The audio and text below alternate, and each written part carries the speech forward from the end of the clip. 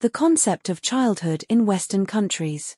The history of childhood has been a heated topic in social history since the highly influential book, Centuries of Childhood, written by French historian Philippe Ariès, emerged in 1960. He claimed that childhood is a concept created by modern society.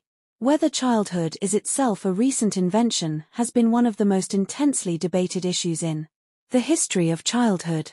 Historian Philippe Ariès asserted that children were regarded as miniature adults, with all the intellect and personality that this implies, in Western Europe during the Middle Ages, up to about the end of the 15th century.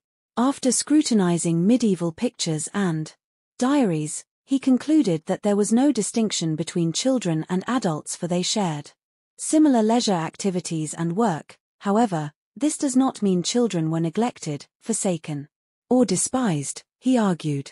The idea of childhood corresponds to awareness about the peculiar nature of childhood, which distinguishes the child from adults, even the young adult.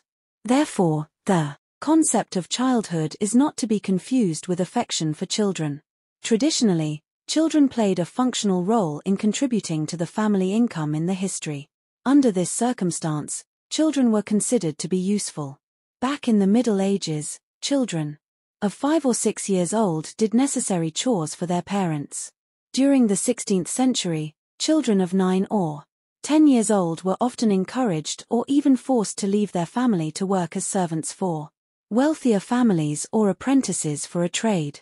In the 18th and 19th centuries, industrialization created a new demand for child labor. Thus many children were forced to work for a long time in mines, workshops, and factories.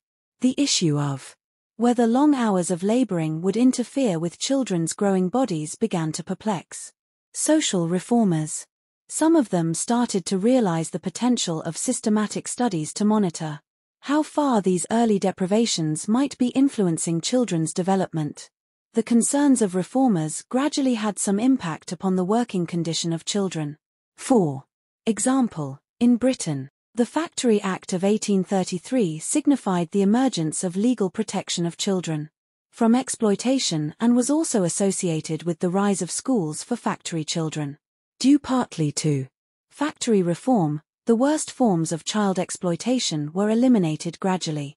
The influence of trade unions and economic changes also contributed to the evolution by leaving some forms of child labor redundant during the 19th century.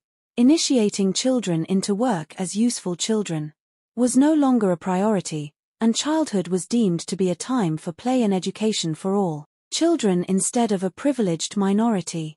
Childhood was increasingly understood as a more extended phase of dependency, development, and learning, with the delay of the age for starting full-time work. Even so, work continued to play a significant, if less essential, role in children's lives. In the late 19th and 20th centuries. Finally, the useful child has become a controversial concept.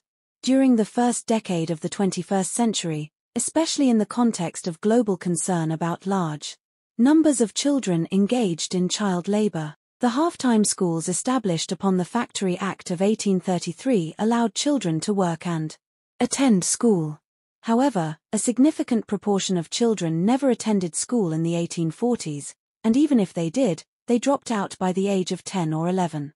By the end of the 19th century in Britain, the situation changed dramatically, and schools became the core to the concept of a normal childhood.